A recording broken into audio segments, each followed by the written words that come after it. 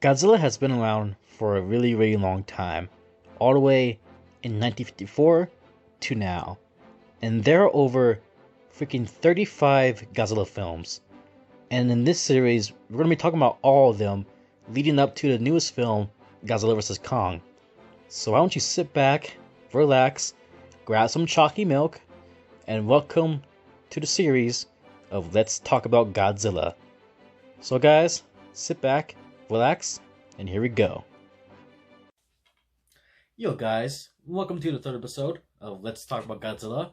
And today, we're going to be talking about the third film in the Godzilla franchise, titled King Kong vs. Godzilla, which it is considered the best out of the franchise. Also, yes, my hair isn't long right now. No, I didn't cut it. It's just tied up right now. You know, just because. Anyway, and yes, I'm not wearing a leather jacket, really. I might not always wear the leather jacket all the time, but I will always wear the hat. I will always wear the hat. Anyway, before we talk about this film, I want to show you guys something real quick. Let's see what we got. Alrighty guys, so as you can see right here, I just ordered this a few days ago, and it just came in the mail today. So your boys are ready to go for Godzilla vs. Kong. So yeah, I'm pretty damn excited. Anyway, King Kong vs. Godzilla. Now, it's worth noting that this is the American version, well, the Americanized version of the film. So far, the US has never gotten the Japan version of the film. And what's different about the Japan and the US version? Well, there's not really that much difference, really, other than just some scenes have been replaced with a American narrator, just narrating the film, really. And some scenes, I guess, of Godzilla and Kong fighting were cut out, I guess, and just some other scenes in general. But not much has been changed or lost in this film. Not that much. So that's pretty good. Most of the film is still here. It's just some scenes have been edited in with an Americanized actor who narrates the film and such. Which I didn't even know that until like recently, actually. Because usually when I do these episodes, I make sure I watch the film first and do some research. And yeah, so I didn't even know that, actually. So I guess we learn something new every day, huh? So yeah. So the film starts out... No, the film takes place after Godzilla raids again. After he was taken out by the Flatters, in the Flatter jets, whatever. And he was trapped in the ice. So people how do I say this? There are people who were like were in the submarine, just cruising around in the ocean, whatever, and they spotted a big iceberg, and I guess the submarine accidentally goes to the iceberg and it breaks, and out comes Godzilla, which is a good, what do you call that? I'm sorry. What do you call that? Let's just say it's a nice reference and a pretty good continuation of the second film, Godzilla Raids Again. Because yes, this does takes place after the second film, Godzilla Raids Again, because he comes out of the iceberg, which he was trapped in.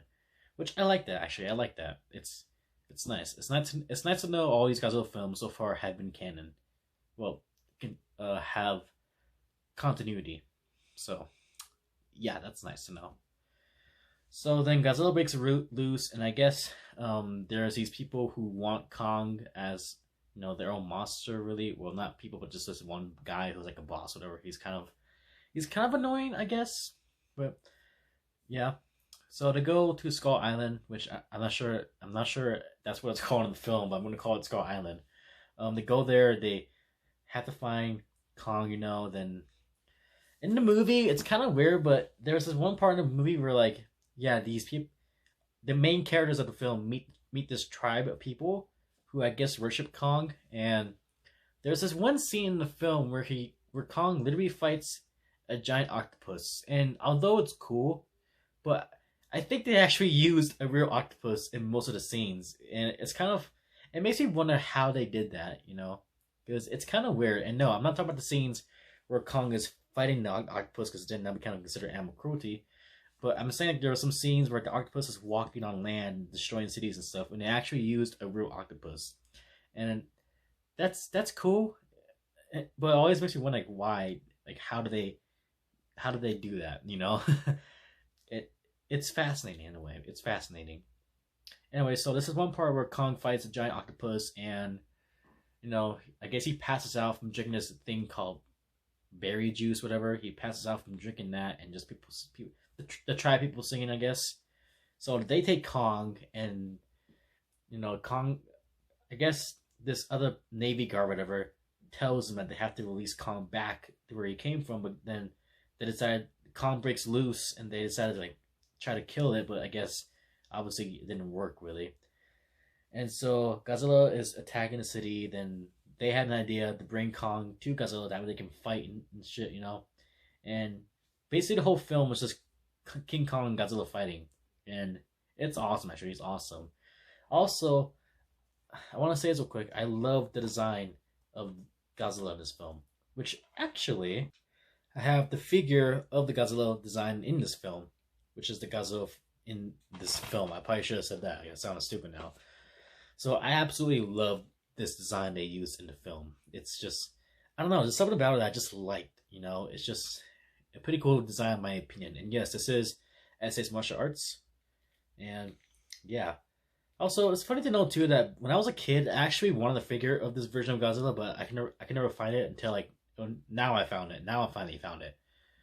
So that's funny. That's funny how when I was a kid, I wanted this version of the figure, but I couldn't find it back then. But now I finally have my collection. So that's pretty cool. Pretty cool indeedy.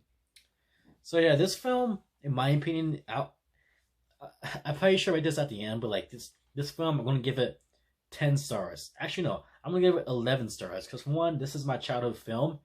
I love the plot. The characters are actually likable in this one, and I just love seeing King Kong and Godzilla fight. It's just amazing. I remember seeing this as a kid, and I used to watch this all the time and such. I just thought it was the greatest Godzilla film ever, and to this day, it still is in my opinion. And I can't wait to see the rematch of Godzilla vs. Kong because it's just crazy because I got this film, I started getting into Godzilla when I was around 9 or 10, maybe 8. And when I first saw this film, I thought, wow, that was amazing, And I remember seeing this video one time. I don't know what the channel was called, but it was by the Angry Video Game Nerd. He did a thing called the Godzilla-thon, whatever, and he did it on this film too, and he said that maybe one day we'll see a rematch of Godzilla and Kong on the big screen. And I thought to myself, yeah, that'd be pretty cool. But I know it wouldn't happen, but now here we are, guys. We are in the future, and wow, it's the official rematch is happening. It's happening, and it's gonna happen in 30 days. That's just crazy. That's crazy. And I'm so excited for this film, the new one. So, yeah. I'm sorry if I talk too much about that, but I'm just saying it's just so awesome that we get to see the rematch, hopefully on the big screen. I would say it'll be awesome to see on the big screen, but because of COVID, we don't know what's going to happen. So hopefully they'll either stay open or that most theaters will be open by then. But either way, it's still cool that we actually get an official film that's a rematch of these two epic monsters. So either way, it's pretty cool that we're getting that either way. So just be thankful for that, So yeah. Also, oh yeah, I forgot to mention this too. So I guess originally this was supposed to be Godzilla vs. Frankenstein, which is why in the film, not Godzilla, King Kong has the ability to shoot electricity out of his hands. Not out of his hands, but he has. So I guess in the film, lightning makes him stronger, and whenever lightning shoots at King Kong, he has the ability to control electricity from his hands, but he doesn't actually shoot it. He just has it on his hands, I guess, and he uses it to fight Godzilla and such. So I guess that's pretty cool. And I always wonder, why does electricity make Kong stronger? It kind of doesn't make any sense. But I guess originally this was supposed to be Frankenstein versus Godzilla, which that would have been it would have been weird, but I guess we could maybe work around it. But in my opinion right now, I don't think it would have worked out because that'd be just weird, And some people said that how would that even work? Because Frankenstein is basically just a giant zombie-like human, basically. And although, yeah, the logic behind that wouldn't work, but let's be real, guys. There have been a lot of weird things Godzilla has fought. So, yeah, Frankenstein would be no exception. exception. I'm sorry. So, yeah. And the design for Kong in this film, I honestly love my opinion. I mean, I know it's kind of goofy looking and such and all, but I dig it. It's pretty good. It's pretty good. So, yeah, that's all I gotta say about the film, guys. I give it 11 stars. Definitely check it out. And yeah, hope you guys enjoy this episode. And I will see you guys next time. Ciao, ciao.